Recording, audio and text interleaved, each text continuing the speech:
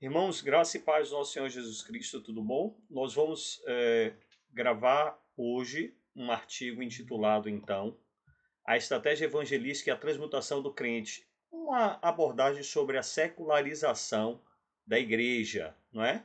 Os padrões do mundo entrando na igreja. Então, irmãos, nós vamos discutir exatamente como a igreja interpretou e levou a cabo ao extremo, na linha limite, a questão do que o apóstolo Paulo falou entre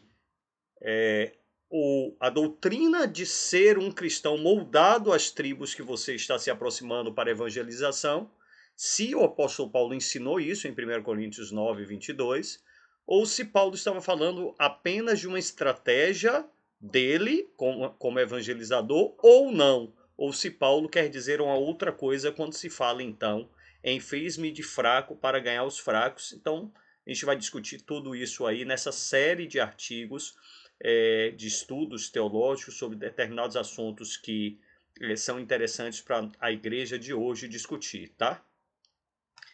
Vamos lá. Irmãos, eu vejo que tudo isso começou ali nos anos 90. Eu lembro muito bem que se ensinava 1 Coríntios 9, 28 como uma estratégia de evangelização.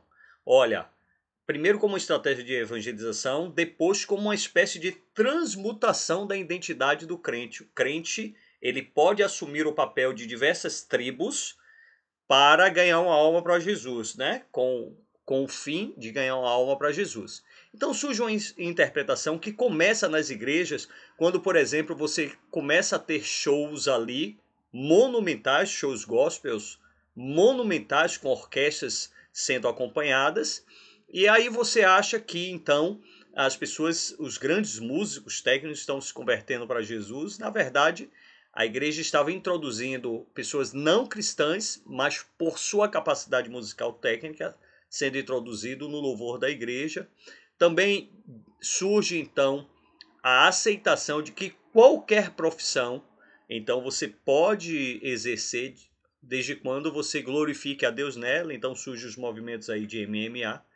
Também igrejas, né, segmentadas, e talvez essa seja a principal característica de uma igreja secularizada. Então, tudo isso então veio a partir de uma interpretação equivocada de 1 Coríntios 9, 22. O crente então deveria assumir um papel de uma determinada tribo, de um determinado segmento social, para que ele pudesse ganhar essa alma para Jesus, né? Então, seria uma espécie de crente camaleão, por isso que tem aí a imagem de um camaleão, justamente por isso.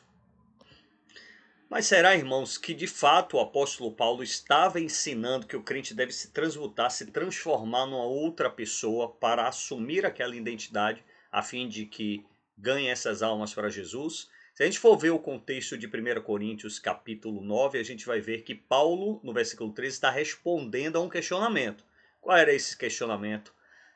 Sobre se ele poderia ser sustentado financeiramente na obra de evangelização e se ele podia levar uma mulher irmã, né, uma mulher que ajudasse ele ali. O que transparece é que Paulo não estava, na verdade, ensinando que um crente, uma doutrina, incorporando uma doutrina de que o crente poderia assumir um outro papel.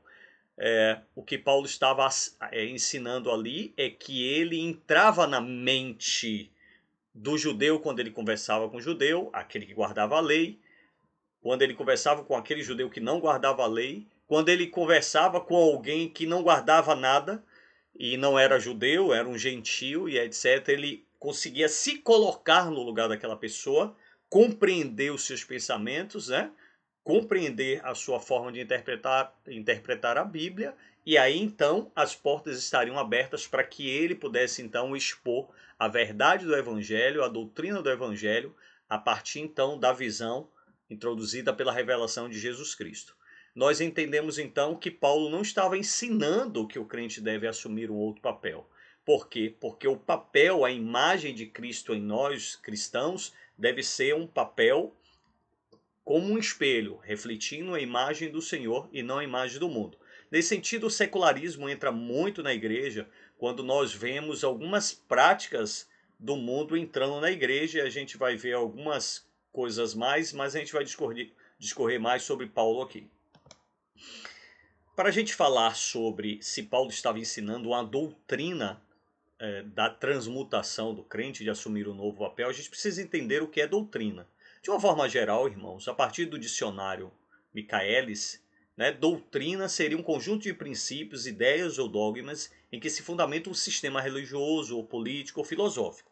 Na definição teológica mesmo de doutrina, a partir do Evangelho, seria o conjunto de normas baseadas na verdade do Evangelho que adota de uma forma convicta, molda o pensamento e o agir de acordo com a personalidade de Cristo. Então, em linhas gerais, doutrina do Evangelho é quando a gente absorve todas as normas ali, toda aquela personalidade de Cristo a partir da revelação do Novo Testamento, e a gente começa a agir dessa forma, a pensar dessa forma, se basear a nossa vida dessa forma, assumindo então a personalidade de Cristo em nós. É como se Jesus fosse um tronco, nós fôssemos os galhos, e aí, olhando de longe, a gente vê uma árvore só, porque esses galhos começam a refletir uma imagem do todo, né? Então, nesse sentido, então, a gente tem a questão da doutrina. Veja, irmãos, quando a gente fala em se Paulo de fato estava ensinando uma nova doutrina, uma doutrina dentro do Evangelho, a gente lembra do embate que Paulo teve ali em Gálatas com Pedro, onde quando Paulo chegou, ele via que Pedro estava assumindo uma forma quando estava com gentios, mas quando chegavam judeus da parte de Tiago, ele se afastava desses gentios e assumia então o papel de um judeu ortodoxo. Quando ele estava com judeus messiânicos, era um outro comportamento. Paulo repreende isso veementemente. Isso prova o quê?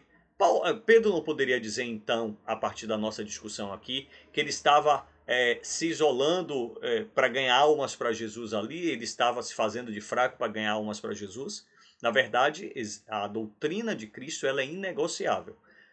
Pedro é repreendido porque Paulo entendeu que ele não estava agindo segundo a verdade do Evangelho, e é isso que diz exatamente Paulo.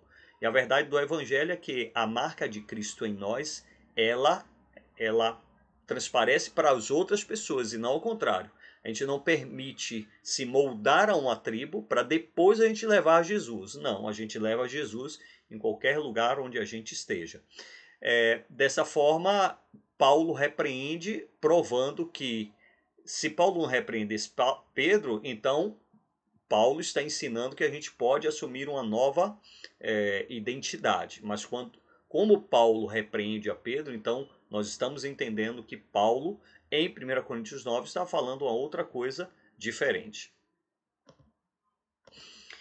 Então, em 1 Coríntios capítulo 9, de fato, Paulo está tentando mostrar, através de um relatório que ele esteja falando ali para a igreja, está tentando mostrar que ele entra na mente de quem ele está evangelizando. Essa é uma atitude que o próprio Jesus tomou. Jesus compreendia as aflições das pessoas, Jesus compreendia as suas fraquezas, as suas limitações. Jesus não se colocava no partido dos acusadores. Isso a gente vê em todo o Evangelho, especialmente João capítulo 8, quando Jesus pergunta àqueles que queriam apedrejar a mulher que foi pega em adultério, onde estão os teus acusadores? Se eles não te acusam mais, eu também não te acuso. Vai e não pegues mais. Nesse momento, Jesus entra na mente dela, no seu interior, na sua alma, no seu coração, e libera o perdão para ela. E então Jesus não precisou deixar de ser Jesus para ganhar uma alma para ele. Continuando aqui, irmãos, e as igrejas de hoje? O que é que você acha? A igreja está perdendo sua essência? Muita gente na internet responde que sim. O secularismo na igreja está pressionando a igreja, achando que a igreja é muito quadrada, né? E etc. Dentro disso, eu quero indicar para os irmãos esse vídeo aí dessa irmã, porque ninguém está falando sobre isso. O link está aí na tela, irmãos. Ela fala justamente quando a ideologia de gênero entrou em igrejas históricas dos Estados Unidos. E a partir daí, essas igrejas permitiram a flexibilização para ter uma espécie de moral com esses movimentos, etc. Quem sabe achando que essas pessoas entrando na igreja, então eles iam ganhar para Jesus. E na verdade o que aconteceu foi ao contrário. essas igrejas então perderam a sua credibilidade no Evangelho, e essa nossa irmã prova que essas igrejas perderam muitos membros que migraram para outras igrejas porque não aceitaram que as ideologias do mundo entrasse na igreja. Então eu indico esse livro. Para finalizar, irmãos, a gente então conclui que a secularização da igreja, ela traz traços marcantes, e a gente consegue perceber esses traços. Quando você vê uma igreja com muitas tribos dentro dela, essa é uma igreja secularizada. Além disso, existem igrejas que elas foram construídas, concebidas, apresentadas à sociedade já segmentada mesmo, para determinados públicos com paredes de determinada cor, púlpito diferente de um púlpito tradicional, igrejas com uma certa característica em vestimentas, em maquiagens, em adereços e etc. E isso faz com que a gente perceba que a mundanização, a secularização, de fato, tem penetrado as igrejas. E aí a gente sempre lembra de Romanos capítulo 12, versículo 1 e 2, que diz: "E não vos conformeis com este século, mas transformai-vos pela renovação da vossa mente, para que experimenteis qual seja a boa, perfeita e agradável vontade do Senhor." Então, não é a igreja que se molda ao mundo, mas o mundo, a tribo que nós queremos ganhar, que se molda ao nosso padrão em Cristo. Nós apresentamos com o nosso viver o nosso padrão em Cristo, e o Espírito Santo vai convencer o homem do pecado, da justiça e do juízo. Jesus, para finalizar, Jesus disse: "Vós estáis no mundo, mas não são do mundo." Então, nós somos cidadãos dos céus, numa passagem rápida sobre a terra, e aqui nós apresentamos então os cidadãos celestiais. Deus abençoe e até o próximo artigo.